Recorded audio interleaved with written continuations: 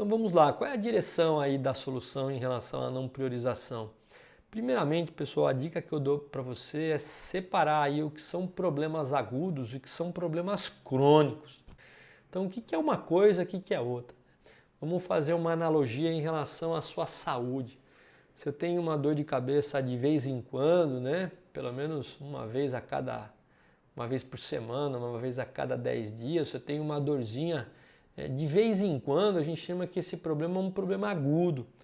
Mas se eu começo a ter dor de cabeça todos os dias, se eu começo a ter dor nas costas todos os dias, se eu começo a ter dor no joelho todos os dias, isso chama-se problema crônico. Então nós costumamos a falar que agudamente pode aquele problema. O que não pode é aquele problema nos incomodar cronicamente, com uma frequência muito grande. Então são os problemas crônicos que você deve tratar. E como que você levanta isso, pessoal? Geralmente você tem a percepção daqueles problemas crônicos que acontecem todo dia, que muitas vezes são aí poucos problemas, mas tem um peso muito grande. A gente chama de relação 80-20 lá do Pareto, né? São aqueles poucos problemas, mas que acontecem todos os dias e te atrapalha todos os dias, te consome todos os dias. Então fique muito atento para que você possa pescar quais são os seus problemas crônicos, porque é esse que você tem que focalizar, pessoal. E muitas vezes aí são 20% daqueles problemas que acontecem aí durante o mês para você. Então você pode pescar isso também através do Pareto se você não consegue perceber algo mais sensível. Muito de vocês, assim como eu, sabia exatamente quais eram os meus problemas mais crônicos. Por exemplo, qualidade era um problema crônico que eu tinha.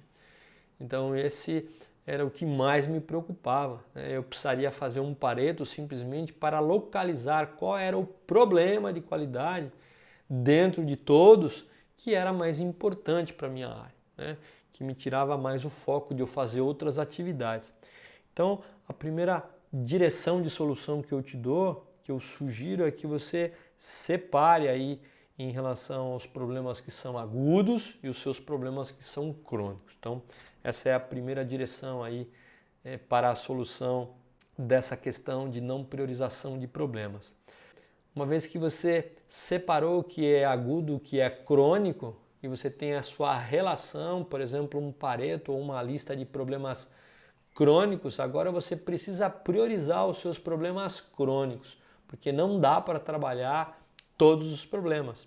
Então, a sugestão que eu te dou é que você pegue de 1 a 3 problemas no ano. Então, comece pegando um problema. Então, se um dos problemas crônicos que você tem é qualidade, você está tendo problema de qualidade com o seu produto, então qual é o problema de qualidade mais crítico dentro da sua área? Pegue esse problema e priorize esse problema para ser tratado. Se você tem um pouco mais de braço, se você consegue repartir mais problemas com pessoas da sua equipe ou áreas de apoio, né, áreas de suporte, você pode pegar até 3 problemas. Mas se você está mais focalizado com o seu pessoal, pegue um problema e tenha foco, porque é possível você resolvê-lo em até 3 meses se você tiver foco e tiver muita atenção em conhecer um método de solução. Então tá aí a direção aí da solução 1, a priorização de problemas crônicos pegando de 1 a 3. E o que acontece muitas vezes é que nós somos dragados, nós somos drenados para aqueles problemas que são urgentes e importantes, que é esse quadrante 1.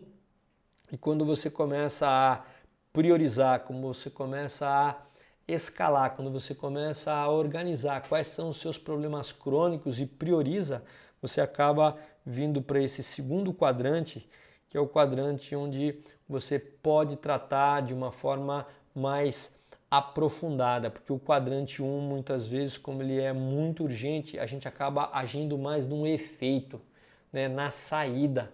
A gente não tem muita oportunidade, a gente não tem muito foco, muita concentração para analisar a causa raiz. Agora, quando você tem uma relação de problemas que são crônicos e você tem a prioridade de 1 a 3 desses problemas, você acaba tratando, focando em oportunidades aí importantes, tá? Mas que não são tão urgentes. Porque no dia a dia, quando a gente age mais no efeito, mesmo que ele seja crônico, a gente acaba o quê? Procrastinando. A gente dá um tapinha aqui, dá um tapinha ali, seleciona aqui, seleciona ali, joga fora e muitas vezes a gente vai empurrando com a barriga.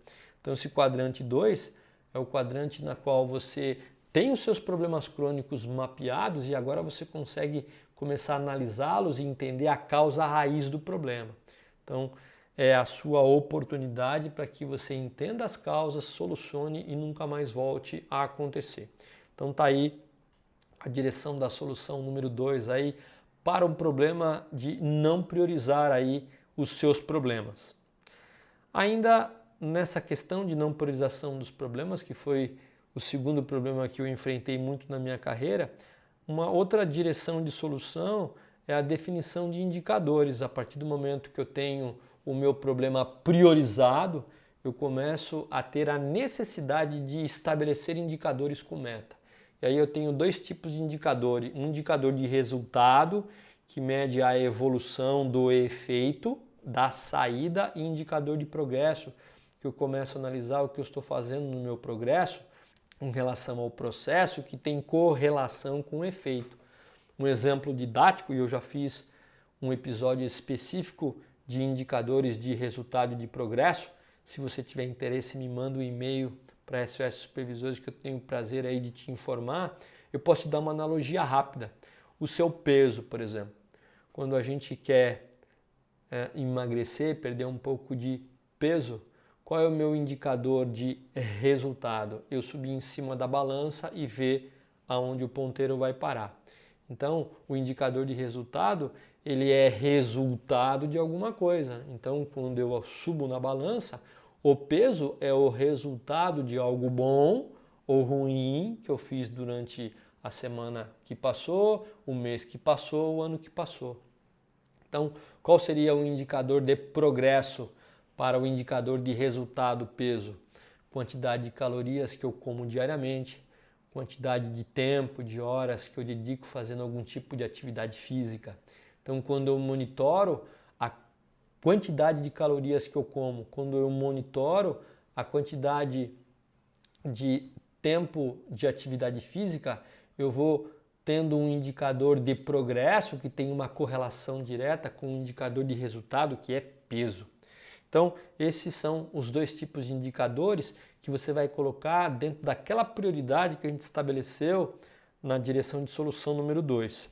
Então, por exemplo, se você tem um problema de entrega e você está focando a sua melhoria em relação à entrega, então você pode ter um indicador de progresso, a evolução do seu OE.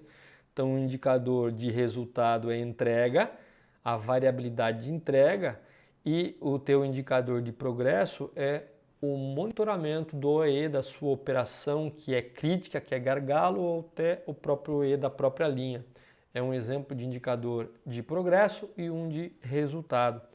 Se você está focando, se você está tratando prioritariamente problemas de qualidade, que é um indicador de resultado, a qualidade da característica de um determinado produto, por exemplo, ou da quantidade de defeitos, ou da proporção de defeituosos, que é uma característica de resultado. Você pode ter aí alguns indicadores de progresso, por exemplo, de avaliação da matéria-prima, quantidade de lotes recebidos, quantidade de lotes rejeitados, quantidade de características rejeitadas naquela matéria-prima recebida, é um indicador de progresso. Um outro indicador de progresso é um estudo de MSA, um estudo de sistemas de medição que você pode fazer em relação ao seu processo para que as pessoas realmente possam entregar um resultado satisfatório. Um outro indicador de progresso é o ciclo SDCA, está no episódio número 21, e no episódio 20, que nós falamos sobre rotinas de produção. SDCA nada mais é do que um sistema em que você pode fazer a manutenção e a auditoria dos padrões.